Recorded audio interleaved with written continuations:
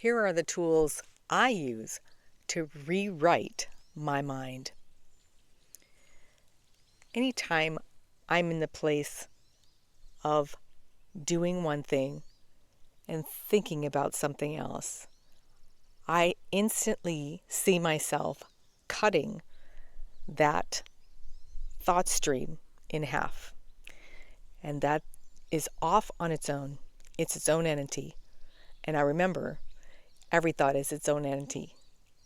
And then I picture my hands, both sides, with pens, pencils, a writing instrument, rewriting my brain, both sides of it, and crossing my hands back and forth, literally writing in my head what it is that I'm doing right in the moment, whether it's eating or sleeping or walking or dreaming, whatever the case may be.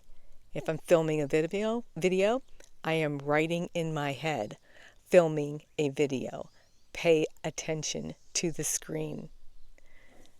And this happens throughout my entire day. And this is a tool that I use for that.